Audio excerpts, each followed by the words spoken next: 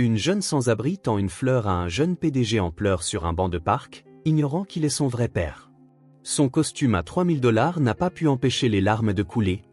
Avant de commencer l'histoire, n'oubliez pas de laisser un like et de vous abonner à la chaîne pour voir plus d'histoires comme celle-ci. Jason Miller s'assit sur le banc en bois usé, desserra sa cravate bleu marine et prit une profonde inspiration. Le parc était presque vide cet après-midi d'automne. Quelques feuilles sèches dansaient dans le vent, formant de petits tourbillons qui dérivaient sans but, tout comme sa vie. À 32 ans, il était vice-président de Miller et Associés, possédait une voiture de l'année, un appartement au centre-ville et un compte en banque qui ferait sourire n'importe qui. Pourtant, il était là, un homme adulte pleurant en public comme un enfant. Jason regarda son téléphone une fois de plus. Le message était toujours là, c'est « Nous devons discuter de ton avenir au sein de l'entreprise. Dîner ce soir, 20 h. Papa. » Il savait ce que cela signifiait, plus de responsabilités, plus d'heures au bureau, moins de vie. Son père, Robert Miller, n'avait pas bâti un empire financier en étant patient avec les sentiments. Les affaires sont les affaires, répétait-il toujours, et Jason, le fils unique et héritier, devait suivre ses traces sans poser de questions. Une goutte de pluie tomba sur sa main, puis une autre. Le ciel s'obscurcissait, mais Jason s'en moquait. Peut-être que la pluie cacherait ses larmes. Pourquoi, murmura-t-il, passant ses mains sur son visage. Que suis-je en train de faire de ma vie? La vérité était simple et douloureuse, il ne se reconnaissait plus. Le miroir lui renvoyait l'image d'un étranger au cerne profond et au sourire forcé. Ses décisions n'étaient plus les siennes. Ses rêves avaient été remplacés par les plans de son père.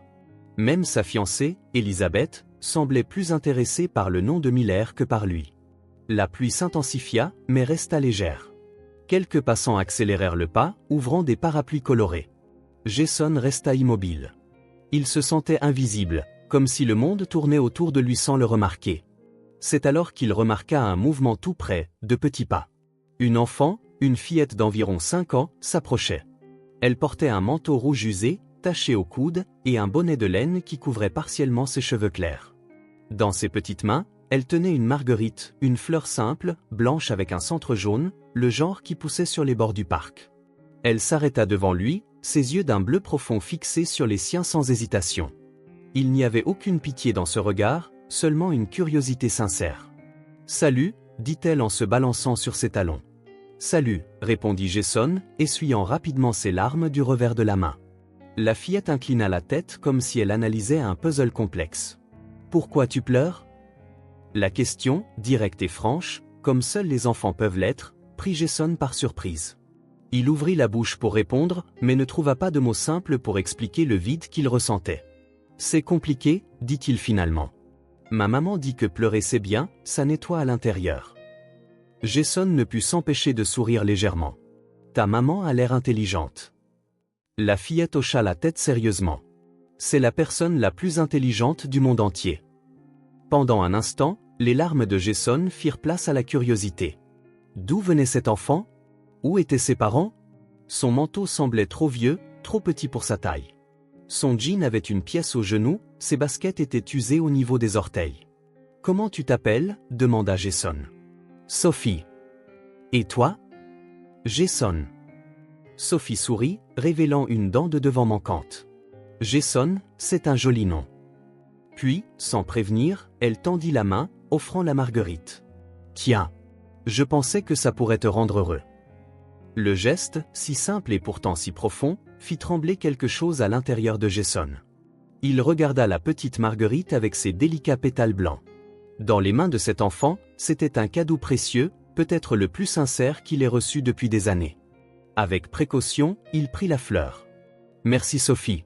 C'est très gentil de ta part. » Elle haussa les épaules comme pour dire que ce n'était rien de spécial. Tout le monde mérite une fleur quand il est triste. La pluie tombait plus fort maintenant. Sophie regarda le ciel, puis un point lointain dans le parc. « Je dois y aller. Ma maman m'attend. » Avant que Jason ne puisse dire quoi que ce soit, elle avait déjà tourné les talons. Ses petits pas rapides l'emportèrent, le manteau rouge comme une petite flamme dans le gris de l'après-midi pluvieux.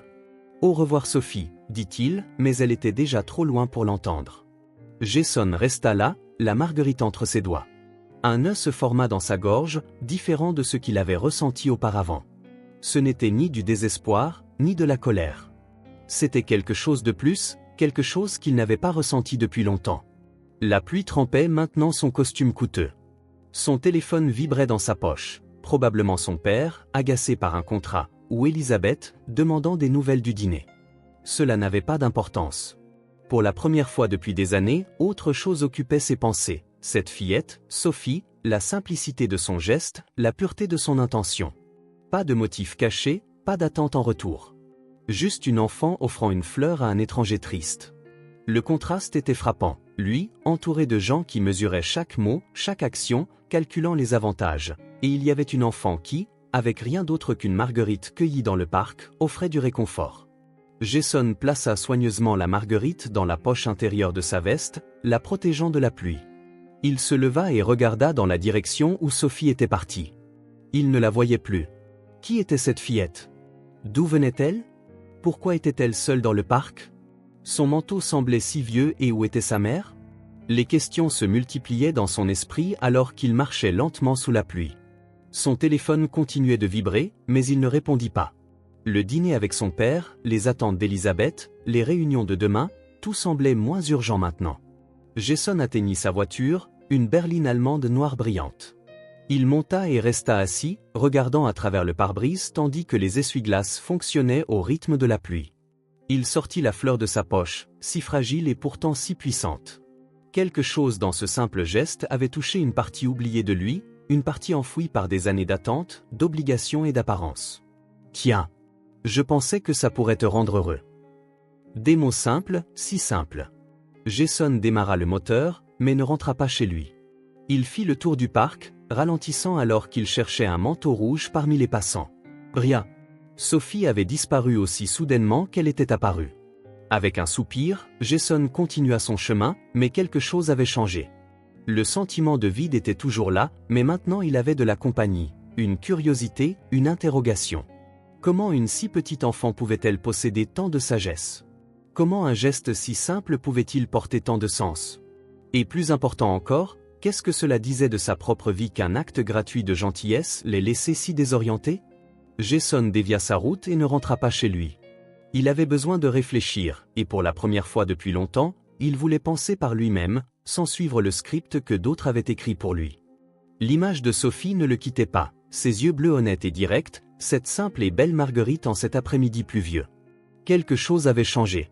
Jason ne savait pas encore quoi ni comment, mais il sentait que cette rencontre, si brève, si simple, n'était pas le fruit du hasard. Et il décida qu'il retournerait dans ce parc le lendemain. Jason dormit à peine cette nuit-là.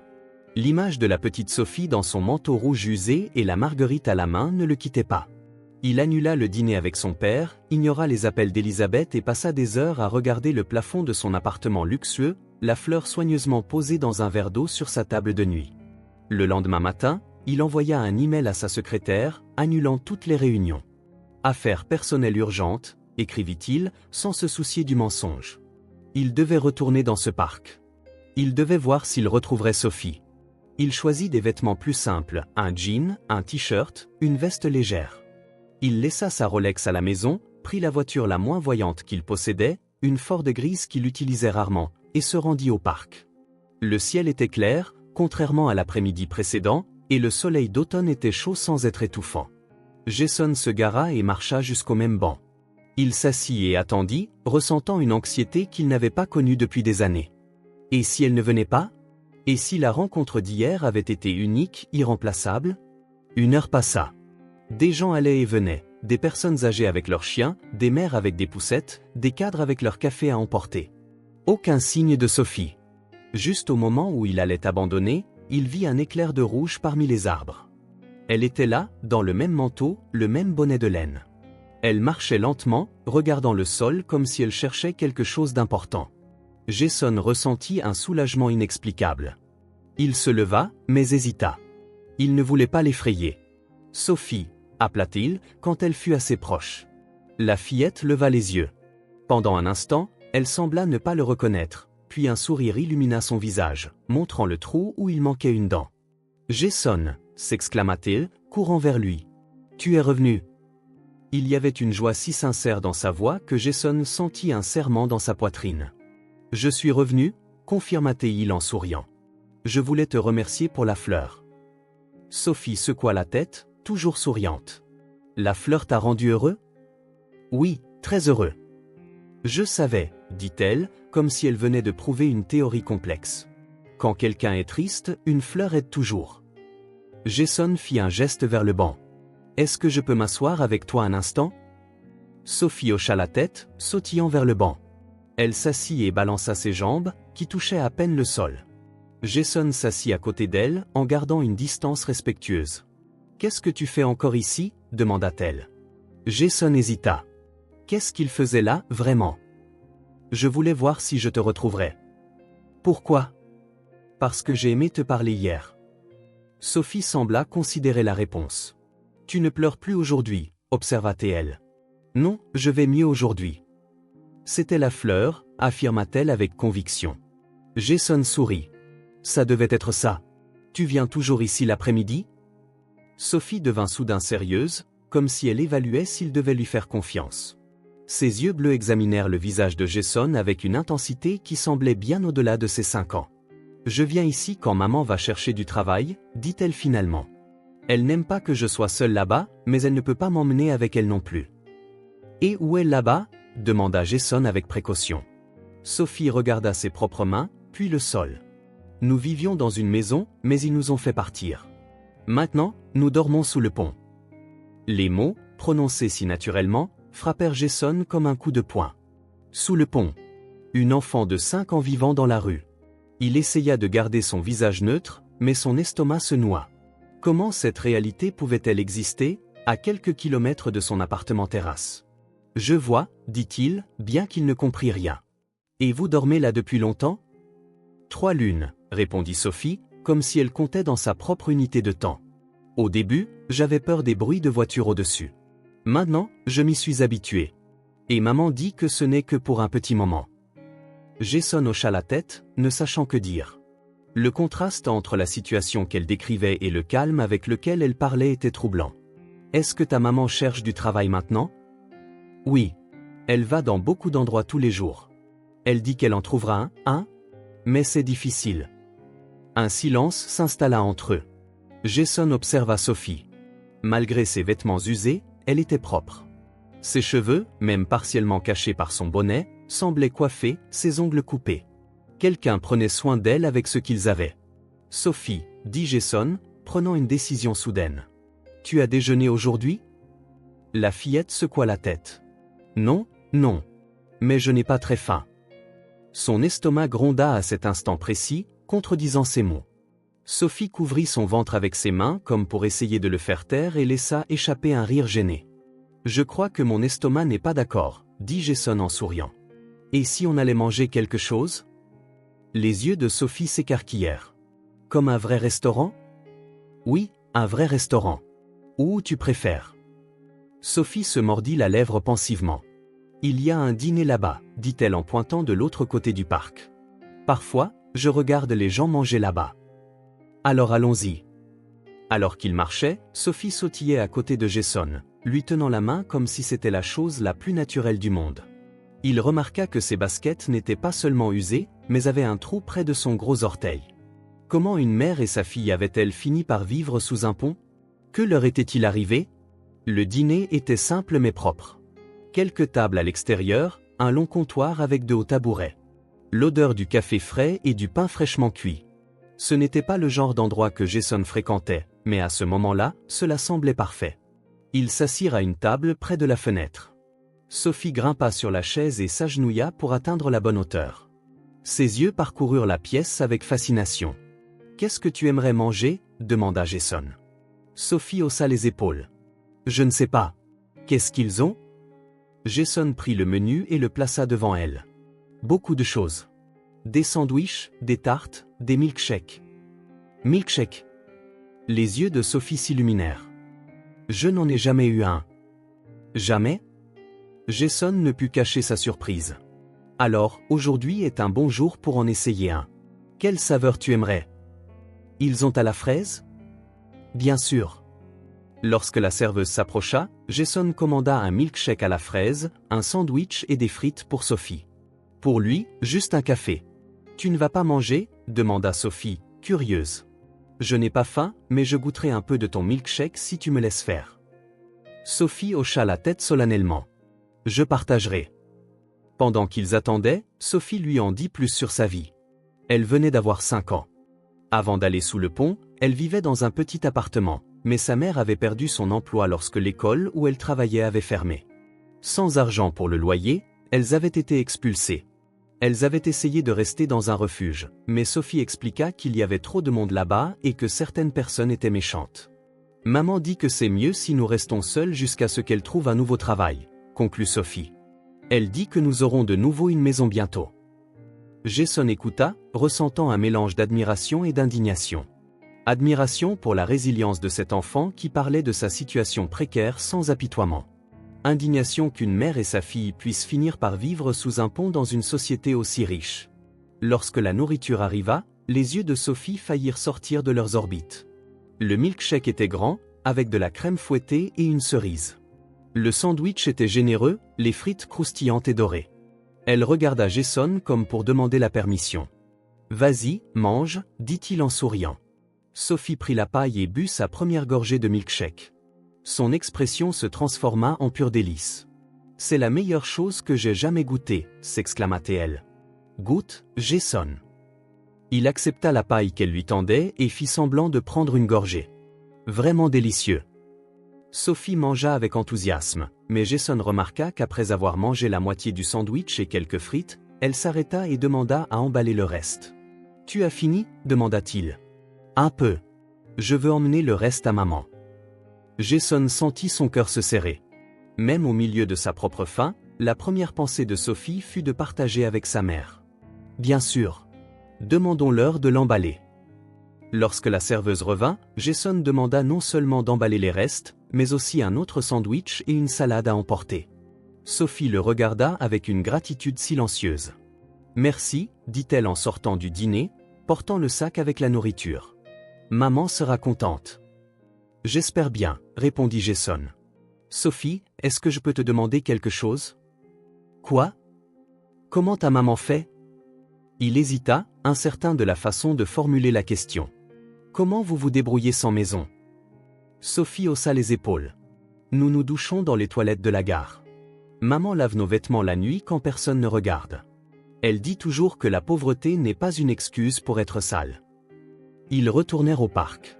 Le soleil commençait à se coucher, peignant le ciel de teintes orangées. « Je dois y aller » dit Sophie, serrant le sac contre sa poitrine. « Maman s'inquiétera si je suis en retard. »« Je comprends. » Jason hésita. « Sophie, je pense que je devrais te raccompagner chez toi, enfin, jusqu'au pont. Il se fait tard. » Sophie secoua la tête. « Pas besoin. Je connais le chemin. Et maman n'aime pas que les étrangers sachent où nous restons. » Bien sûr, désolé. Jason respecta sa décision, mais ressentit un pincement au cœur en imaginant cet enfant marcher seul à travers la ville. « Est-ce que je peux revenir demain » demanda-t-il. « J'apporterai plus de nourriture si tu veux. » Le visage de Sophie s'illumina. « Tu peux. Je t'attendrai ici. C'est un accord. » Sophie s'éloigna de quelques pas, puis s'arrêta et revint en courant. Sans prévenir, elle serra les jambes de Jason. « Merci pour le milkshake. » Avant qu'il ne puisse répondre, elle avait déjà tourné les talons et courait sur le chemin menant hors du parc, le sac de nourriture se balançant dans sa petite main. Jason resta immobile, regardant jusqu'à ce que la silhouette au manteau rouge disparaisse au loin. Quelque chose avait changé en lui, une certitude troublante qu'il ne pouvait pas simplement retourner à sa vie normale en faisant semblant de ne pas savoir ce qu'il savait maintenant. Le lendemain, Jason annula à nouveau ses réunions. Il acheta de la nourriture, des couvertures légères, de nouveaux livres pour enfants et un sac à dos coloré. Il arriva au parc plus tôt et attendit, anxieux. Sophie apparut ponctuellement, comme s'ils avaient pris rendez-vous.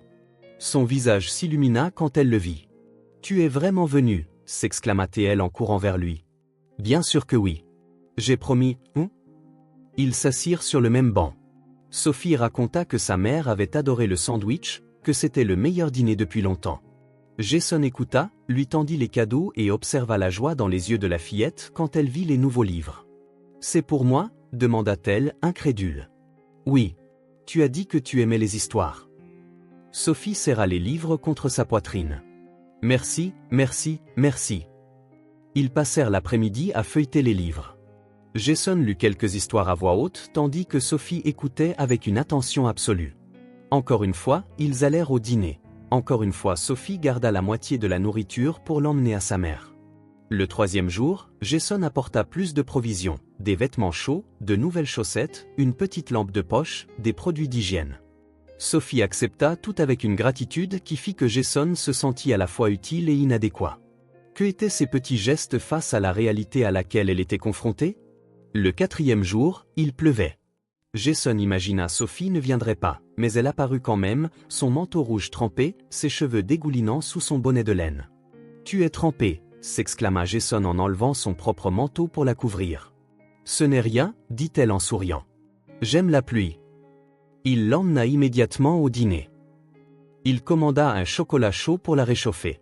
Pendant qu'ils buvaient leur boisson, Sophie était plus silencieuse que d'habitude. « Est-ce que ça va ?» demanda Jason. Sophie regarda sa tasse. « Maman est malade. »« Malade? Qu'est-ce qu'elle a ?» Elle tousse beaucoup et elle a chaud. Sophie leva les yeux. Elle dit que c'est juste un rhume, mais c'est comme ça depuis hier.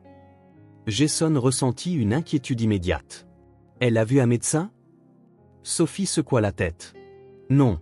Nous n'avons pas d'argent pour un médecin. Elle a dit qu'elle irait mieux toute seule. Sophie, c'est grave. Ta maman a besoin de soins. Je sais. Ses yeux se remplirent de larmes. J'ai essayé de prendre soin d'elle, mais je ne sais pas comment. Jason réfléchit rapidement. Il ne pouvait pas simplement se présenter là où elle vivait avec un médecin. La mère de Sophie refuserait probablement l'aide d'un étranger. Il devait d'abord gagner sa confiance. « Sophie, je pense que je veux rencontrer ta maman, » dit-il finalement. « Je peux peut-être vous aider toutes les deux d'une certaine manière. » Sophie le regarda longuement, évaluant la proposition. Puis elle hocha la tête lentement. Elle est trop malade pour chercher du travail aujourd'hui. Elle est sous le pont. Pouvons-nous y aller? Elle n'aime pas que les étrangers sachent où nous dormons. Elle dit que c'est dangereux. Je comprends, et il comprenait vraiment. Une femme seule avec une enfant vivant dans la rue devait être prudente. Sophie se mordit la lèvre pensivement, puis, comme si elle prenait une grande décision, elle dit « Maman dit qu'elle n'a pas faim et me laisse manger le pain. Mais je sais que c'est un mensonge. Hier, elle n'a même rien mangé.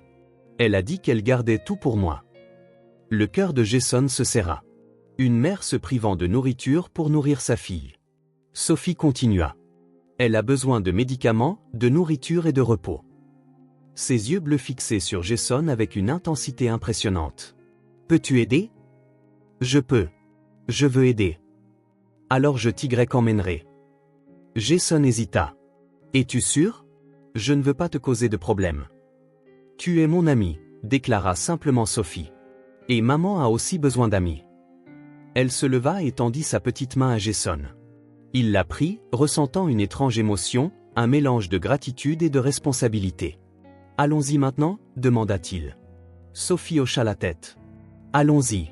C'est un peu loin, mais je connais le chemin. » Avant de partir, Jason acheta plus de nourriture à emporter, y compris une soupe chaude, du thé et quelques médicaments de base contre la grippe à la pharmacie voisine. Sophie attendit patiemment, lui tenant la main comme si elle craignait qu'il ne change d'avis. Ils commencèrent à marcher, laissant le parc derrière eux. Sophie tenait la main de Jason avec assurance, le guidant à travers des rues moins fréquentées. Ils ne parlèrent pas beaucoup. Jason ressentait le poids de la situation, la responsabilité d'entrer dans le monde de Sophie et de sa mère. Alors qu'il marchait, il réfléchissait à ce qu'il dirait, comment il se présenterait, ce qu'il pourrait offrir. Il ne voulait pas paraître condescendant. Il ne voulait pas que l'aide semble être de la charité, ou pire, avoir des arrière-pensées. La pluie avait cessé, mais le ciel restait gris. Les rues devenaient de moins en moins fréquentées à mesure qu'ils avançaient. Ils passèrent devant de vieux bâtiments, des magasins fermés, des trottoirs cassés. Un monde à quelques kilomètres du quartier financier où Jason travaillait, mais qui semblait être sur une autre planète. Sophie interrompit ses pensées. « C'est juste là », dit-elle en pointant un pont traversant une petite rivière. « Nous restons en dessous. » Jason regarda le pont au loin.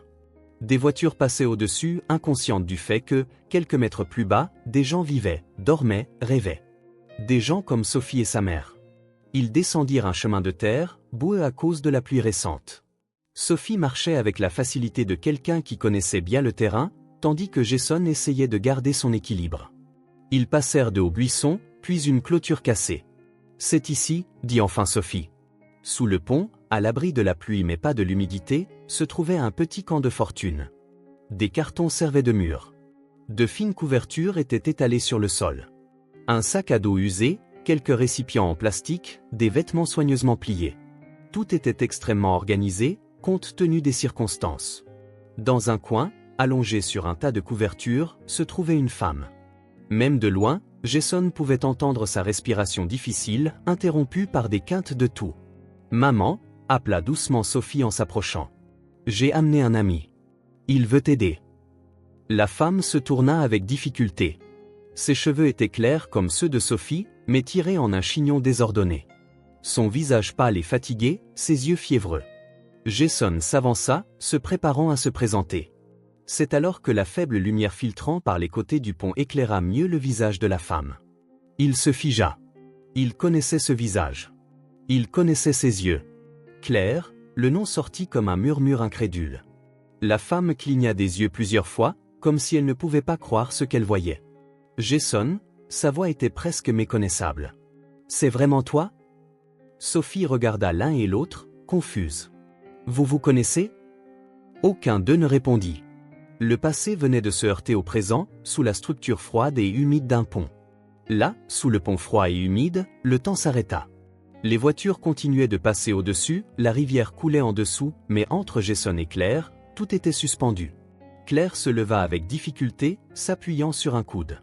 Son visage, déjà pâle de fièvre, perdit complètement sa couleur. Ses yeux bleus, identiques à ceux de Sophie, s'écarquillèrent sous le choc et l'incrédulité. « Jason », répéta-t-elle, sa voix faible. « Ce n'est pas possible. » Jason resta immobile, incapable de traiter ce qu'il voyait. Claire. Claire Bennett. La même Claire qui avait disparu de sa vie il y a 6 ans sans laisser de traces. La même Claire dont le sourire visitait encore occasionnellement ses rêves. La même Claire qui lui avait juré un amour éternel cette nuit d'été, il y a si longtemps. Maintenant, ici, malade, abritée sous un pont. Les mots moururent dans sa gorge. Claire tira la mince couverture plus près de son corps dans un geste instinctif de protection. Ses mains tremblaient, pas seulement à cause de la fièvre. « Tu ne devrais pas être ici », dit-elle en détournant le regard. La honte était palpable dans sa voix. « Comment as-tu » Sophie regarda l'un et l'autre, confuse. Sa petite main tenait toujours celle de Jason, mais ses yeux étaient maintenant fixés sur sa mère. « Maman, c'est Jason, mon ami dont je t'ai parlé du parc. » Claire ferma les yeux un instant, comme si elle essayait d'organiser ses pensées à travers le brouillard de la fièvre. « Sophie, viens ici », demanda-t-elle en tendant la main à sa fille. La fillette hésita, puis lâcha la main de Jason et courut vers sa mère. Claire la serra protectrice, regardant Jason par-dessus la tête de sa fille. Il y avait de la peur dans ses yeux. Et quelque chose de plus, quelque chose que Jason ne pouvait pas nommer. « Tu connais ma maman » demanda Sophie en se tournant vers Jason. Il déglutit difficilement, ne sachant que répondre, que dire à une enfant sur un passé qu'il comprenait lui-même à peine. « Oui » dit-il finalement. « Je connaissais ta mère il y a longtemps. » Une quinte de toux secoua le corps de Claire. Sophie se tourna immédiatement pour l'aider, tendant une bouteille d'eau à moitié vide. « Tiens, maman, bois un peu. » Claire accepta l'eau, buvant avec difficulté. Jason remarqua à quel point ses mains étaient fines, ses doigts effilés, ses ongles sans couleur. Il remarqua les cernes profonds sous ses yeux, ses cheveux ternes, les vêtements qui semblaient trop grands pour son corps fragile. Et pourtant, c'était Claire. La même Claire qui riait en renversant la tête quand quelque chose l'amusait vraiment. La même Claire qui récitait de la poésie sous les étoiles sur le toit de son appartement d'étudiant. La même Claire qui avait juré un amour éternel cette nuit d'été il y a si longtemps. « J'ai apporté des médicaments » dit Jason en soulevant le sac. Sa voix semblait étrange, lointaine. « Et de la nourriture, de la soupe. Elle est encore chaude. » Claire ne répondit pas. Elle continuait de le regarder comme si elle voyait un fantôme.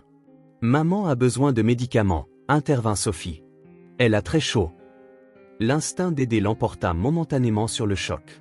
Jason s'approcha et s'agenouilla, posant les sacs sur le sol près de Claire. Il maintint une distance respectueuse, mais suffisamment proche pour qu'elle puisse atteindre les articles. des analgésiques, des réducteurs de fièvre, du sirop pour la toux. Il les nomma en sortant les articles du sac. Et de la nourriture. J'ai pensé que, eh bien, tu en aurais besoin. Claire resta silencieuse, regardant alternativement Jason et les médicaments. La méfiance luttait contre la nécessité sur son visage. Merci, dit-elle finalement, sa voix presque inaudible. Jason hocha la tête, toujours incapable d'organiser ses pensées. Comment Claire avait-elle pu se retrouver dans cette situation? Que lui était-il arrivé après sa disparition? Sophie prit le récipient de soupe et l'ouvrit soigneusement. La vapeur s'éleva dans l'air froid sous le pont. « Regarde, maman, de la soupe chaude. Ça va te faire du bien. » Claire regarda sa fille avec un mélange de gratitude et de tristesse. « Merci, ma chérie. »« C'est Jason qui l'a acheté, » dit Sophie fièrement. « Il achète des choses délicieuses. » Le regard de Claire rencontra à nouveau celui de Jason. Il y avait un tourbillon d'émotions là, impossible à déchiffrer pleinement. Gratitude, honte, confusion, peur. « Tu as été gentil avec ma fille, » dit Claire, choisissant ses mots avec soin. « Elle a été gentille avec moi la première, » répondit Jason, essayant de garder sa voix ferme. « Elle m'a donné une fleur quand j'en avais besoin. » Un silence gênant s'installa. Sophie, inconsciente de la tension, arrangea la soupe dans un petit récipient en plastique de fortune. « Comment ?» commença Jason, mais s'arrêta. Il y avait tant de questions, tant de choses qu'il voulait savoir, mais le moment n'était pas approprié. Claire était malade, vulnérable. Ce n'était pas le cadre d'une confrontation sur le passé. « Tu n'as rien à dire, » interrompit Claire, comme si elle lisait dans ses pensées. « Pas maintenant. » Jason hocha la tête, comprenant. Le passé devrait attendre. « Tu as besoin d'un médecin, » dit-il à la place, regardant le visage fiévreux de Claire. « Je vais bien. C'est juste un rhume. » Ça n'a pas l'air d'être juste un rhume. Tu as une forte fièvre, Claire, et c'est tout. Maman a travaillé sous la pluie avant-hier, informa Sophie, toujours occupée avec la soupe, en distribuant des tracts. Jason sentit un serrement dans sa poitrine. L'image de Claire, la brillante étudiante en littérature qu'il avait connue, distribuant des tracts sous la pluie, était trop douloureuse à contempler. « Laisse-moi t'aider, » supplia-t-il, sa voix plus douce maintenant. « Je peux t'emmener à l'hôpital. »« Je peux ?»« Non. » La réponse fut rapide et ferme malgré sa voix faible. « Je n'ai pas besoin de charité. »« Ce n'est pas de la charité, Claire. »« C'est, quoi? Obligation? Culpabilité ?» Il ne pouvait toujours pas nommer ce qu'il ressentait à ce moment-là. Il savait seulement qu'il ne pouvait pas simplement tourner le dos et partir. « Maman, Jason est gentil, » insista Sophie, offrant la soupe à sa mère. « Il raconte de belles histoires. » Un léger sourire apparut sur le visage fatigué de Claire. « Il a toujours été bon avec les mots, » murmura-t-elle, plus à elle-même qu'aux autres. Le souvenir frappa Jason comme une vague. Claire assise sur la pelouse du campus, riant alors qu'il essayait d'improviser un poème. « Tu es terrible avec les mots, » disait-elle, « mais je t'aime quand même. » Le passé était là, entre eux, aussi présent que les voitures passant sur le pont, aussi réel que l'humidité s'infiltrant dans leurs vêtements, aussi inéluctable que la rivière coulant quelques mètres plus bas. « Je te laisse manger en paix, » dit Jason en se levant. La situation était trop accablante. « Je reviendrai. Je reviendrai demain si tu me le permets, pour voir comment tu vas. » Claire ne répondit pas immédiatement. Elle prit la soupe que Sophie lui offrait et prit une petite gorgée, comme si elle avait besoin de temps pour réfléchir. « Pourquoi ?» demanda-t-elle finalement. « Pourquoi ferais-tu ça ?» La question contenait 6 ans de silence, 6 ans d'absence, 6 ans de questions sans réponse. « Parce que Sophie m'a aidé quand j'en avais besoin, » répondit Jason. C'était vrai, bien que ce ne fût pas toute la vérité. Et parce que tu as besoin d'aide maintenant. Claire étudia son visage un long moment, puis, lentement, elle hocha la tête. « D'accord, » dit-elle, sa voix un peu plus ferme. « Mais je ne veux pas parler d'avant. Pas maintenant. »« Je comprends. Je respecterai ça. » Jason regarda Sophie, qui observait la conversation avec curiosité. « Je serai de retour demain, Sophie. Je te le promets. »« Tu apporteras plus d'histoire ?» demanda la fillette, son visage s'illuminant. « Bien sûr, autant que tu voudras. » Claire observa l'interaction avec une expression complexe, comme si elle essayait de résoudre un difficile puzzle. « À demain alors, » dit Jason, s'adressant à toutes les deux.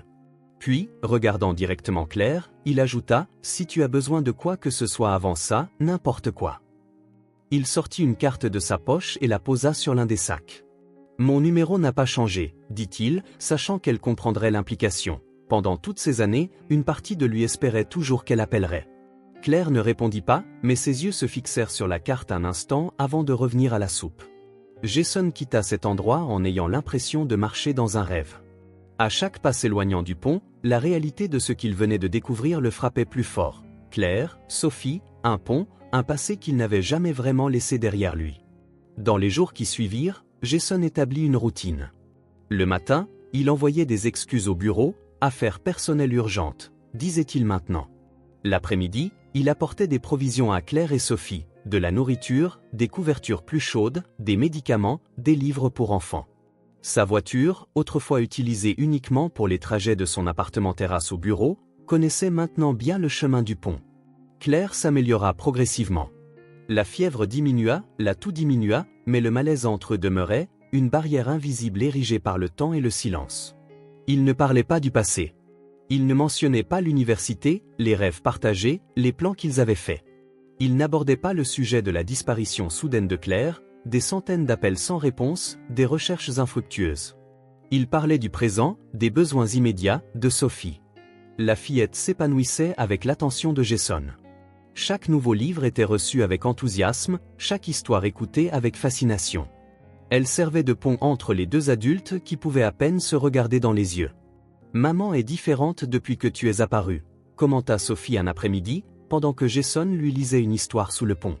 Claire était sortie chercher du travail, les laissant seuls.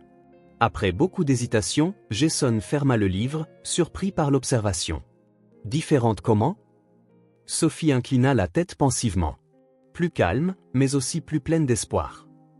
Elle prononça le dernier mot avec précaution, comme si elle répétait quelque chose qu'elle avait entendu.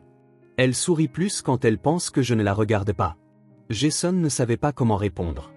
La perception aiguë de l'enfant le surprit. « C'est bien, n'est-ce pas ?» demanda Sophie, inquiète de son silence. « Oui, c'est bien », répondit-il en souriant légèrement. « L'espoir est toujours bon. » Lorsque Claire revint cet après-midi-là, elle semblait épuisée. Encore une recherche d'emploi infructueuse, encore une porte fermée, encore un « nous sommes désolés, mais nous n'avons pas de poste vacant pour le moment ». Rien, demanda doucement Jason, tandis que Sophie jouait avec des jouets improvisés qu'il avait apportés. Claire secoua la tête, s'asseyant lourdement sur la couverture. Rien. J'ai essayé 3 endroits aujourd'hui. L'un d'eux a dit qu'il m'appellerait, mais... Elle haussa les épaules, le geste traduisant des années de déception. Jason prit une profonde inspiration, rassemblant son courage. « Claire, je veux vraiment aider. »« Tu aides déjà ?» répondit-elle en désignant les provisions autour d'eux. « Plus que tu ne devrais. »« Ce n'est pas suffisant, » insista Jason. « Tu ne peux pas continuer à vivre ici. L'hiver arrive. Sophie a besoin ? Tu penses que je ne le sais pas ?» Claire l'interrompit, sa voix tendue. « Tu penses que je n'y pense pas à chaque minute de chaque jour ?» Jason recula, réalisant son erreur. « Désolé.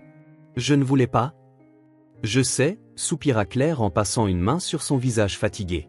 « Je sais que tes intentions sont bonnes, mais comprends, Jason, ce n'est pas si simple. » « Qu'est-ce qui n'est pas simple ? » Accepter de l'aide de ta part, surtout. Le passé planait entre les lignes de cette conversation, un passé qu'ils étaient tous deux déterminés à ne pas mentionner. « J'ai un appartement vacant, » dit Jason, décidant de prendre un risque. C'était celui de mon grand-père. Il est vide depuis des années. Tu pourrais. Non. Claire le coupa. Je ne peux pas accepter ça. Pourquoi pas? C'est juste un toit, Claire. Un endroit sûr pour Sophie. La mention de sa fille frappa Claire. Elle regarda Sophie, qui construisait et déconstruisait une petite tour avec les blocs colorés que Jason avait apportés, inconsciente de la conversation tendue entre adultes. « Elle mérite mieux, » murmura Claire. « Elle mérite tellement plus que ça. »« Alors laisse-moi t'aider, » insista Jason. « Pas pour toi, pas pour moi. Pour elle. » Claire regarda longuement Sophie, puis le petit espace qu'elles avaient fait leur maison ces derniers mois. Les couvertures, les cartons, les quelques affaires méticuleusement organisées, tout était si précaire, si temporaire. « J'ai besoin de réfléchir, » dit-elle finalement. C'était plus qu'un nom. C'était une ouverture, aussi petite soit-elle. « Bien sûr, » répondit Jason. « Pas de précipitation. » Ils restèrent silencieux, regardant Sophie jouer. La lumière du soir filtrait par les côtés du pont, créant des motifs dorés sur le sol en béton. « Jason », dit Claire après quelques minutes. Sa voix était différente maintenant, plus douce. « Merci pour tout ce que tu as fait pour Sophie. Tu n'as pas besoin de me remercier. » « Si, je dois. » Elle leva les yeux. « Tu n'avais aucune obligation. »« Peut-être pas, mais je le voulais. » Un petit sourire apparut sur le visage de Claire, le premier qu'il ait vu depuis leur retrouvaille, fragile, hésitant, mais un sourire. « Je vais réfléchir à ton offre, dit-elle. Soigneusement. Jason hocha la tête, sentant que quelque chose avait changé, une petite fissure dans le mur qui les séparait. « Et c'est tout ce que je demande. » Le passé était toujours là, lourd et irrésolu entre eux, mais pour la première fois, Jason sentit qu'il y avait peut-être un chemin à suivre. Incertain, difficile, mais un chemin. Et pour l'instant, c'était suffisant. 3 semaines passèrent depuis les retrouvailles sous le pont. L'automne avançait, les nuits devenaient plus froides et l'inquiétude de Jason pour la situation de Claire et Sophie grandissait de jour en jour. Le petit abri de fortune sous la structure en béton ne résisterait pas à l'hiver approchant. Par un après-midi particulièrement froid, Jason arriva avec plus de couverture et de nourriture chaude. Il trouva Claire essayant de réchauffer les mains de Sophie, qui était rouge de froid. « Ça ne peut pas continuer, » dit-il, incapable de cacher son inquiétude. « Vous avez besoin d'un endroit décent. » Claire ne répondit pas immédiatement. Ces derniers jours, elle était devenue plus réceptive à la présence de Jason, bien qu'elle maintenait toujours une distance émotionnelle. Le passé restait un territoire interdit entre eux. « Nous en avons déjà parlé, » dit-elle finalement, alors que Sophie courait pour serrer Jason dans ses bras. « Oui, nous en avons parlé, et mon offre tient toujours. » Jason s'agenouilla à la hauteur de Sophie. « Salut, ma petite. J'ai apporté du chocolat chaud. » Le visage de la fillette s'illumina. « Avec des guimauves ? » ?»« Bien sûr. Qu'est-ce que serait un chocolat chaud sans guimauve ?» Pendant que Sophie savourait sa boisson, Jason et Claire s'éloignèrent de quelques pas. « L'hiver arrive, Claire, insista-t-il. Les températures vont encore baisser dans les semaines à venir. Pense à Sophie. » C'était comme si la mention du nom de sa fille brisait quelque chose à l'intérieur de Claire. Elle regarda la fillette, puis le ciel gris visible par les côtés du pont. « Et après » demanda-t-elle, sa voix basse. « Nous emménageons dans ton appartement vide, et après ? Nous devenons dépendants de toi pour toujours ? Ce n'est pas ce que je propose. » Alors, qu'est-ce que tu proposes exactement ? Jason prit une profonde inspiration. Il y avait beaucoup réfléchi ces derniers jours, un nouveau départ pour vous deux. Claire croisa les bras, non par défi, mais comme pour se protéger. Un nouveau départ comment ? L'appartement n'est que le début, Jason choisit ses mots avec soin. J'ai une proposition, un emploi chez Miller et Associés. Les yeux de Claire s'écarquillèrent. Un emploi pour moi ? Oui, au service administratif. Nous avons besoin de quelqu'un d'organisé, de méticuleux, quelqu'un avec une bonne formation. Jason, Claire hésita. Cela fait des années que je n'ai pas travaillé formellement. Mon CV a un énorme vide. Ça n'a pas d'importance. Je connais tes capacités. Claire détourna le regard, visiblement en conflit. Pourquoi ferais-tu ça ? Pourquoi est-ce que tu t'en soucies ? C'était la question qui planait entre eux depuis leur retrouvaille. Jason aurait pu donner de nombreuses réponses, parce qu'il se sentait responsable, parce que la culpabilité le rongeait, parce qu'il ne l'avait jamais vraiment oublié. Mais la vérité était plus simple. Parce que Sophie m'a montré qu'il y a encore des choses qui comptent, répondit-il. Et parce que vous méritez toutes les deux une chance. Claire resta silencieuse un long moment, regardant sa fille. Sophie avait du chocolat autour de la bouche et riait en racontant à Jason un écureuil qu'elle avait vu ce matin. D'accord, dit enfin Claire, sa voix presque un murmure. Jacques. Pour Sophie. Le soulagement que Jason ressentit fut immense. Et nous pouvons emménager ce week-end, continua Claire. Et pour le travail, j'essaierai. Je ne promets pas que je serai bonne, mais j'essaierai.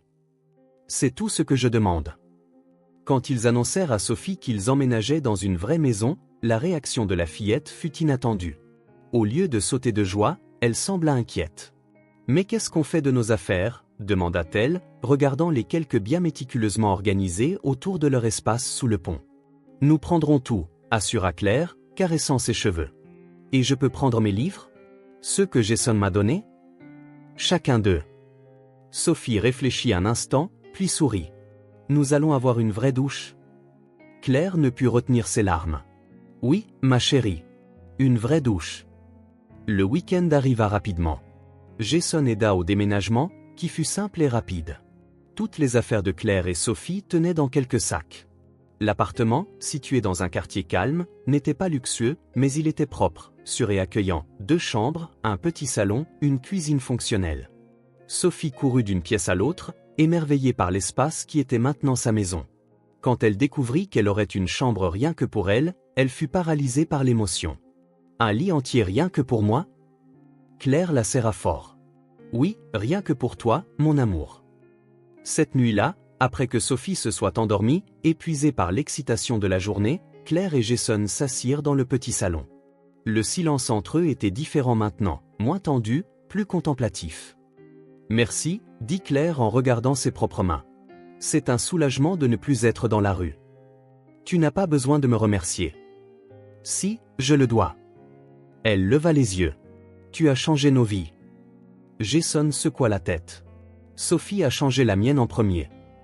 Les semaines suivantes apportèrent des changements significatifs. Claire commença à travailler chez Miller et Associés, d'abord à temps partiel pour pouvoir être avec Sophie après l'école. L'adaptation ne fut pas facile. L'environnement d'entreprise était intimidant après des années d'instabilité, mais son intelligence et sa détermination se démarquèrent rapidement. Sophie fut inscrite dans une école voisine. Au début, elle était appréhensive, mais elle se fit rapidement des amis. Ses nouveaux vêtements, son sac à dos coloré et la certitude d'avoir une maison où retourner firent des merveilles pour sa confiance en elle. Les effets de la stabilité étaient visibles. Sophie mangeait mieux, dormait profondément, souriait davantage. Ses joues prirent des couleurs, ses yeux pétillèrent. Chaque petite réussite, lasser ses chaussures seule, apprendre une nouvelle lettre, faire un dessin, fut célébrée comme une grande victoire. Jason leur rendait visite régulièrement. Il apportait toujours de nouveaux livres pour Sophie, qui dévorait les histoires avec un enthousiasme croissant. Au cours de ces visites, quelque chose d'étrange commença à se produire. Plus il observait Sophie, plus Jason voyait des caractéristiques familières en elle, dans ses gestes, dans la façon dont elle fronçait les sourcils quand elle se concentrait, dans la façon dont elle inclinait la tête quand elle était curieuse. « Elle a ton entêtement », commenta Claire un soir, après que Sophie ait insisté pour finir un puzzle difficile même après l'heure du coucher. Jason sourit, ressentant une chaleur inexplicable dans sa poitrine. « Et ton intelligence », répondit-il. C'était plus qu'une observation occasionnelle. Quelque chose de profond changeait à l'intérieur de Jason. Les priorités qui guidaient autrefois sa vie, le statut, l'argent, l'approbation de son père, semblaient vite comparées à la joie qu'il ressentait en voyant Sophie grandir et s'épanouir. L'homme qui avait pleuré seul dans un parc quelques semaines auparavant s'était transformé. Ce n'était pas un changement visible ou spectaculaire. C'était silencieux, progressif, mais indéniable, comme si des parties de lui qui avaient été en sommeil s'étaient réveillées. La marguerite que Sophie lui avait donnée ce jour de pluie, maintenant sèche et soigneusement conservée entre les pages d'un livre, avait planté quelque chose de plus qu'un geste de gentillesse. Elle avait planté un but. Jason était concentré sur les rapports de son bureau lorsque la porte s'ouvrit sans avertissement. Robert Miller entra en trombe, son costume impeccable contrastant avec son expression échevelée.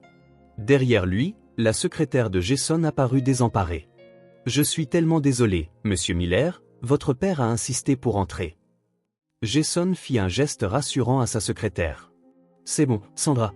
Vous pouvez nous laisser. » La porte se referma et le silence plana lourdement pendant quelques secondes avant que Robert n'explose. « Qu'est-ce qui ne va pas avec toi ?» Sa voix grave résonna à travers les murs du bureau. « Claire Bennett, travaillant dans ma compagnie. » Jason resta calme, bien que son cœur battait la chamade. Il savait que ce moment viendrait. C'était inévitable dans une entreprise où son père contrôlait encore les ficelles. « Bonjour à toi aussi, papa, » répondit-il en faisant un geste vers la chaise en face de lui. « Voulez-vous vous asseoir ?»« Je ne veux pas m'asseoir. » Robert frappa sa paume sur le bureau. « Je veux une explication, maintenant. » Jason prit une profonde inspiration. Ces dernières semaines, il avait délibérément évité son père. Il avait annulé des dîners, réduit sa présence aux réunions du conseil, limité le contact au strict minimum. Il savait que Robert finirait par le remarquer, mais il espérait avoir plus de temps avant la confrontation. Claire est au service administratif depuis près d'un mois. Elle fait un excellent travail. Je me fiche qu'elle fasse un travail excellent ou terrible. Ce qui m'importe, c'est pourquoi mon fils, mon seul fils, a embauché Seth. Robert fit une pause, comme s'il cherchait le bon mot, mais décida de ne pas terminer la phrase. Qu'est-ce qu'elle fait ici? Nous avions besoin de quelqu'un de qualifié. Claire a le bon parcours. Robert laissa échapper un rire sec et humoristique. N'insulte pas mon intelligence, Jason. Elle a disparu de ta vie il y a 6 ans, a disparu sans laisser de traces, et maintenant, par coïncidence, elle réapparaît, et tu l'embauches. Il se pencha sur le bureau, rapprochant son visage de celui de son fils. Que veut-elle? Elle ne veut rien, rétorqua Jason, sa voix plus ferme maintenant. Elle était en difficulté. Je l'ai aidée. C'est aussi simple que ça. Simple? Robert se moqua. Rien n'est simple quand il s'agit de cette femme. Jamais. Il y avait quelque chose dans la façon dont son père parlait de Claire qui dérangeait profondément Jason. Un dédain qui semblait trop personnel, trop spécifique. « Qu'est-ce que tu as contre elle, de toute façon ?» demanda-t-il, étudiant la réaction de son père. « Tu ne l'as jamais vraiment connue. » Un étrange éclat passa dans les yeux de Robert. « J'en sais assez. Je connais le genre. Elle vient de nulle part, sans relation, sans antécédent, et soudain elle est impliquée avec l'héritier de l'une des plus grandes entreprises de la ville. » Il secoua la tête. « Tu étais trop naïf pour le voir, mais pas moi. » Jason sentit une irritation grandissante. Claire ne s'est jamais souciée de l'argent ou du statut. Ils disent tout ça, rétorqua Robert avec dédain. Et tu l'as cru, comme un écolier amoureux. Jason se leva, faisant face à son père. Ce n'est pas comme ça. Claire. Elle est revenue pour ruiner ta vie. Robert l'interrompit, sa voix coupante. D'abord, elle t'enlace émotionnellement, puis elle demande un emploi, puis une augmentation, puis une promotion, puis viennent les demandes plus importantes, peut-être même un poste au conseil pour compenser les dures années qu'elle a traversées. Jason secoua la tête, incrédule face au cynisme de son père. Tu ne sais pas de quoi tu parles. Claire était dans une situation terrible quand je l'ai trouvée, sans abri, sans emploi. Robert fit un geste de dédain. Histoire touchante. Probablement répétée pour te toucher exactement là où tu es le plus vulnérable. Ton cœur tendre a toujours été ta faiblesse. Mon cœur tendre, comme tu l'appelles, est ce qui m'empêche de devenir toi. Les mots sortirent avant que Jason ne puisse les arrêter. Le visage de Robert se durcit. Qu'est-ce que ça veut dire? Ça veut dire qu'il y a plus dans la vie que des feuilles de calcul, des contrats et des marges bénéficiaires. Il y a des gens, papa, de vraies personnes avec de vraies vies, confrontées à de vraies difficultés. Robert croisa les bras, étudiant son fils comme s'il le voyait pour la première fois. Elle t'a déjà empoisonné, à ce que je vois. Combien de temps cela a-t-il pris? 2, 3 semaines? Ne sois pas ridicule. Je vois le même regard qu'il y a 6 ans, la même cécité. Robert secoua la tête avec désapprobation. Cette femme est un poison pour toi, Jason. Ça a toujours été le cas. Tu ne la connais pas, se défendit Jason. Tu ne lui as jamais donné une chance. Pas besoin. J'en ai vu assez pour savoir qu'elle n'était pas faite pour toi, pour notre famille, pour Miller et associés. Quelque chose dans la façon dont Robert parlait éveilla une suspicion chez Jason, un doute qui était resté en sommeil pendant des années. C'était toi, dit-il, sa voix basse. Il y a 6 ans, quand Claire a disparu, tu y étais pour quelque chose, n'est-ce pas? Le bref silence de Robert fut plus révélateur que n'importe quelle réponse. J'ai fait ce qui était nécessaire. Pour ton bien. Pour le bien de l'entreprise. Le bureau sembla tourner autour de Jason. Des souvenirs ressurgirent, Claire disparaissant soudainement sans explication, les appels sans réponse, la recherche désespérée, la douleur qui l'avait rongé pendant des mois, des années. « Que as-tu fait » demanda-t-il, sa voix presque méconnaissable. « Ce que n'importe quel père ferait. » Robert ajusta sa veste, imperturbable. « J'ai protégé ton avenir d'une opportuniste. » Comment? Je lui ai offert un choix, quitter ta vie ou regarder ton avenir être compromis. Je lui ai expliqué que tu avais un héritage à défendre, que tu avais besoin de quelqu'un de ton rang social, quelqu'un qui comprenait notre monde. Robert parlait comme s'il discutait d'une stratégie commerciale. Elle a fait le bon choix à ce moment-là. Maintenant, elle est de retour, réalisant évidemment ce qu'elle a perdu. Jason ressentit une rage qu'il n'avait jamais éprouvée auparavant. À l'époque, j'étais jeune. Tu décidais tout pour moi. Sa voix était contrôlée mais lourde d'émotion. Mais plus maintenant. Tu es en train de jeter tout ce que j'ai construit. Tout ce que j'ai planifié pour toi. Non. Je choisis mon propre chemin. Je choisis ma fille. Robert retourna à son bureau, prenant une gorgée de whisky avant de répondre. Et qu'as-tu l'intention de faire? Former une petite famille heureuse avec ta petite amie de fac et une enfant dont tu ne sais même pas si elle est vraiment la tienne? Abandonner tout ce que nous avons construit? Je n'abandonne pas l'entreprise. Je continuerai à travailler, à être responsable, mais selon mes conditions. Tes conditions? Robert laissa échapper un rire court. Tu penses vraiment que c'est si simple? Ce n'est pas une question de simplicité, c'est une question de choix. Mes choix.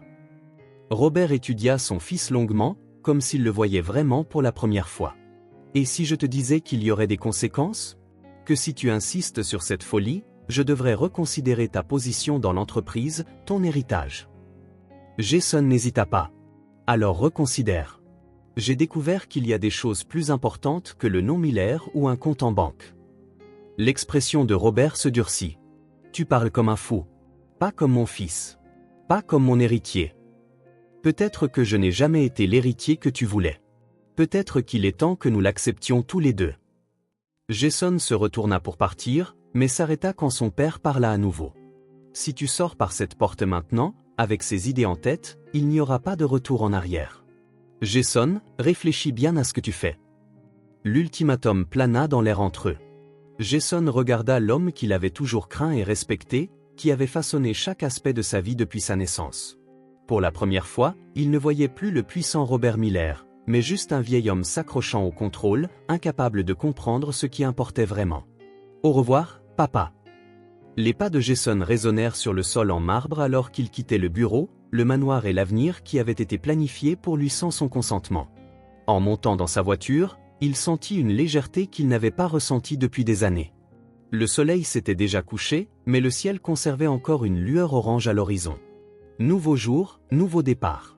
Il roula vers le petit appartement où Claire et Sophie l'attendaient, où sa vraie vie commençait tout juste, une vie qu'il avait choisie pour lui-même. Jason arriva à l'appartement, le cœur battant. Il avait parlé avec Claire la veille, et ensemble ils avaient décidé qu'il était temps. Sophie méritait de connaître la vérité. Le chemin ne serait pas facile. Expliquer à une fillette de 5 ans pourquoi son père avait été absent toute sa vie exigerait attention et sensibilité. Mais après avoir affronté Robert Miller, Jason se sentait capable de tout. Claire ouvrit la porte avant même qu'il ne frappe. Son visage montrait le même mélange d'anxiété et d'espoir qu'il ressentait. « Elle est en train de dessiner », dit Claire à voix basse en le faisant entrer. « Je lui ai dit que nous avions quelque chose d'important à lui dire. » Comment a-t-elle réagi? Curieuse. Elle a posé 1000 questions mais j'ai réussi à la détourner. Dans le petit salon, Sophie était assise par terre, entourée de crayons de couleur et de feuilles de papier. Quand elle vit Jason, son visage s'illumina. « Jason, regarde ce que j'ai dessiné. » Elle leva une feuille où 3 bonshommes allumettes apparaissaient main dans la main, un grand, un moyen et un petit. Au-dessus, un soleil jaune et plusieurs fleurs colorées. « C'est magnifique, Sophie », dit Jason en s'asseyant par terre à côté d'elle. Sa voix faiblit légèrement en réalisant ce que le dessin représentait. « Qui sont ces personnes? » « C'est maman, » expliqua Sophie en montrant la silhouette moyenne. « C'est moi. Et c'est toi. » Jason échangea un regard avec Claire, qui s'assit de l'autre côté de leur fille. « Sophie, ma chérie, » commença Claire en caressant les cheveux de la fillette, « tu te souviens que je t'ai dit que nous avions quelque chose d'important à te dire? » Sophie hocha la tête, posant le dessin et regardant sa mère attentivement. « C'est un secret? » Pas exactement un secret. Plutôt une vérité qui a attendu longtemps pour être révélée. Jason sentit sa gorge se serrer. Il voulait trouver les mots parfaits, mais existait-il? Comment expliquer à une enfant que son père avait été absent, non par choix, mais par manipulation et mensonge? « Sophie, » dit-il finalement, sa voix douce, « t'es-tu déjà interrogée sur ton papa ?» La fillette regarda le sol, puis Claire, comme pour demander la permission de répondre. « Parfois, Admire. Maman a dit qu'il devait partir avant ma naissance. » « Et c'est vrai, » intervint Claire, « mais ce n'est pas toute la vérité. Ton papa n'a jamais su pour toi. » Sophie inclina la tête, confuse. « Il ne savait pas que tu existais avant récemment. Pourquoi? Parce que des choses compliquées se sont passées entre nous. Des choses d'adultes qui nous ont fait nous séparer avant que je puisse lui parler de toi. Sophie traita l'information lentement, son front plissé de concentration. Il sait maintenant, demanda-t-elle finalement. Il va venir nous rendre visite. Claire regarda Jason, signalant que c'était le moment. Sophie, dit-il, sa voix nouée, j'ai déjà rencontré ton papa. En fait, je suis ton papa. Le silence qui suivit sembla durer une éternité. Sophie regarda Jason, puis Claire, qui hocha la tête en signe de confirmation. La fillette resta immobile, ses yeux bleus, si semblables à ceux de Jason, écarquillés de surprise. « Toi » murmura-t-elle finalement. « Tu es mon vrai papa ?»« Oui » répondit Jason, sentant les larmes monter. « Je suis ton papa. Et je suis tellement désolé de ne pas avoir été avec toi depuis le début. » Sophie continua de le regarder comme si elle essayait d'intégrer cette nouvelle information dans son petit monde. « Tu ne savais pas pour moi ?»« Je ne savais pas. Si j'avais su, j'aurais été avec toi tous les jours, chaque minute. »« Pourquoi ne lui as-tu pas dit, maman ?» demanda Sophie en se tournant vers Claire. Claire prit une profonde inspiration, les yeux humides. « Parce que j'ai fait une erreur, ma chérie. J'ai cru des choses qui n'étaient pas vraies. J'ai pensé que ce serait mieux ainsi, mais je me suis trompée. » Sophie regarda de nouveau Jason, étudiant son visage avec une intensité surprenante pour quelqu'un d'aussi jeune. Puis, sans avertissement, elle se rapprocha de lui et toucha son visage de ses petites mains, comme pour confirmer qu'il était réel. « Tes yeux sont comme les miens, dit-elle. Maman disait toujours ça. »« Oui, » confirma Claire. « Tu as les yeux de ton père. » Sophie continua d'examiner le visage de Jason, traçant ses sourcils, son nez, son menton. C'était comme si elle essayait de reconnaître des parties d'elle-même en lui, de se connecter à ce qui avait toujours manqué. « Je le savais », murmura-t-elle finalement, un sourire commençant à se former sur ses lèvres. « Je savais que tu étais spécial. »« Tu savais ?» demanda Jason, essayant de contrôler son émotion. Sophie hocha la tête sérieusement. « Depuis ce jour au parc, quand tu pleurais, je l'ai senti ici. » Elle désigna sa propre poitrine. « Comme si je te connaissais déjà. » Jason ne put plus retenir les larmes. Elles tombèrent librement alors que Sophie, dans un geste qui allait changer sa vie pour toujours, lui jeta ses petits bras autour du cou. « Je savais que tu étais spécial, papa. » Le mot, si simple et pourtant si puissant, submergea Jason comme une vague. Papa. Il était père. Il était le père de Sophie, le père de la fille la plus extraordinaire qu'il ait jamais rencontrée. Il la serra prudemment, comme s'il craignait qu'elle ne se brise dans ses bras. Par-dessus l'épaule de sa fille, il vit Claire pleurer en silence, ses mains couvrant sa bouche pour étouffer ses sanglots. « Est-ce que je peux t'appeler papa tous les jours maintenant ?» demanda Sophie quand elle se retira finalement. « Tous les jours, » promit Jason. « Pour toujours. » Sophie sourit, révélant le trou où il manquait une dent. « Et tu vas vivre avec nous ?» Jason regarda Claire, dont le visage montrait maintenant un mélange d'émotions qu'il ne pouvait pas entièrement déchiffrer. « Ça, c'est quelque chose dont ta maman et moi devons parler, » répondit-il avec précaution. « Pourquoi ?» demanda Sophie avec une simplicité enfantine, confrontant les complexités adultes. « Les familles vivent ensemble. » Jason rassembla tout le courage qu'il avait. Le voyage qui avait commencé dans ce parc pluvieux, avec une fleur et un geste gentil, avait maintenant atteint un moment décisif. « Claire, » dit-il en lui tendant la main. « Allons-nous essayer d'être une famille ?»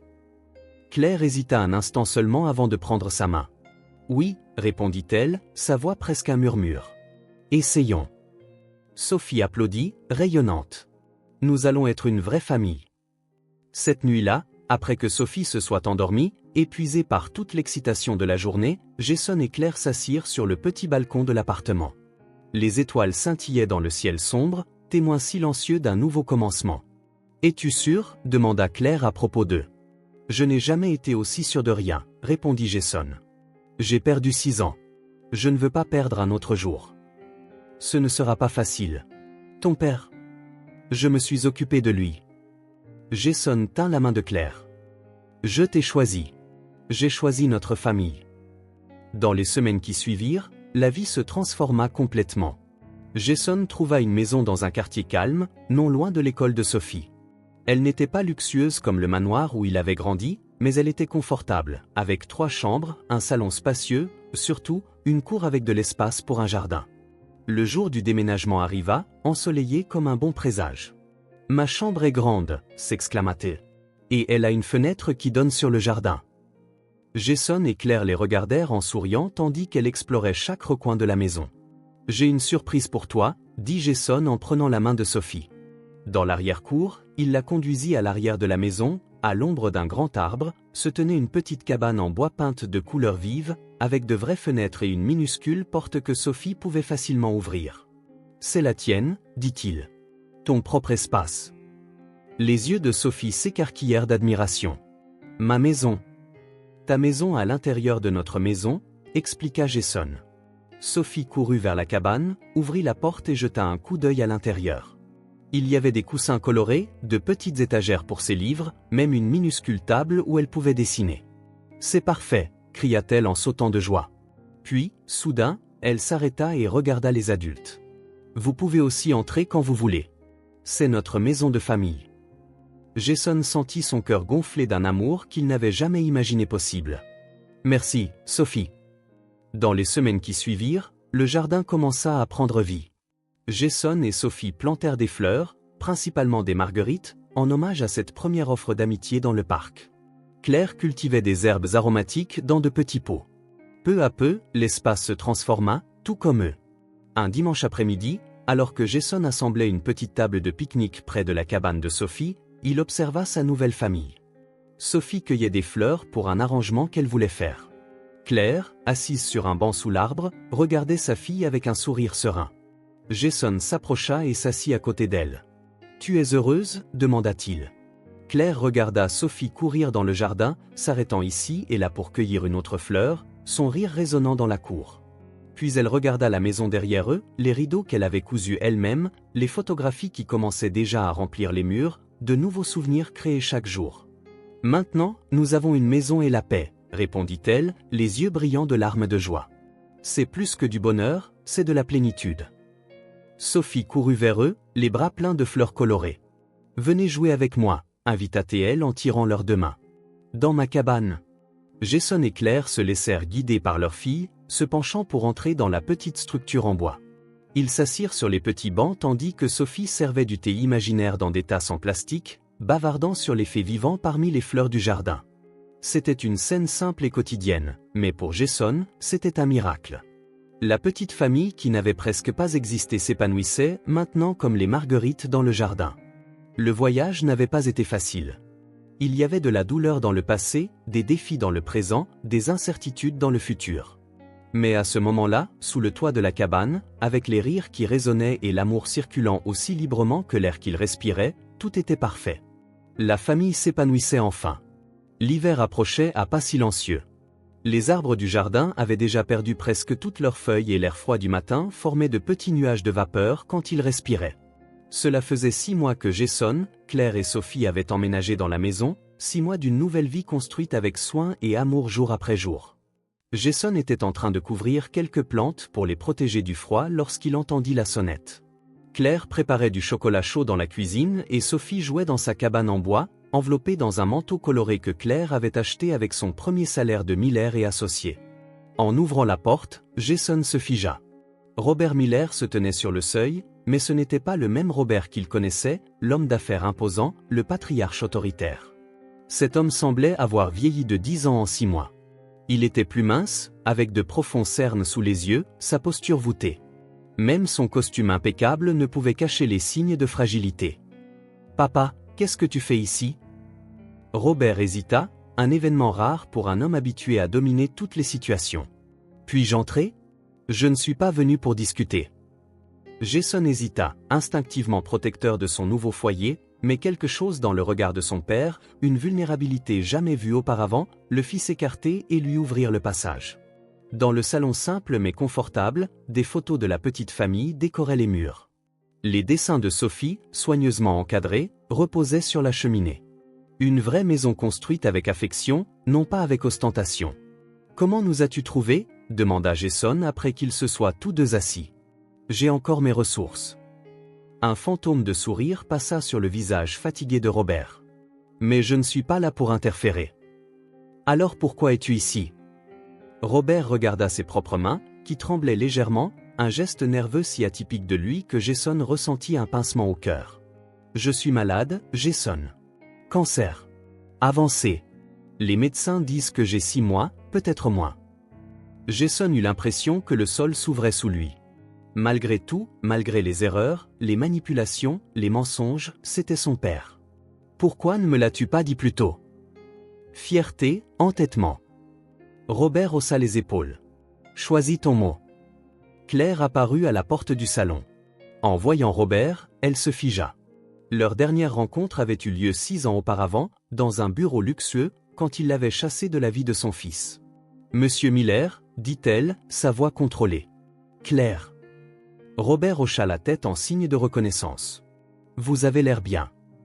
Je le suis. Elle posa le plateau sur la table avec hésitation. Un silence gênant plana entre eux jusqu'à ce que Robert reprenne la parole. J'aimerais la rencontrer. Sophie. Le mot surprit tout le monde. Si vous me le permettez. Claire regarda Jason, une question silencieuse dans les yeux. Pourquoi? Demanda Jason. Pourquoi, après tout ce que tu as fait? Pourquoi maintenant? Robert prit une profonde inspiration, comme s'il rassemblait ses forces. J'ai tout caché.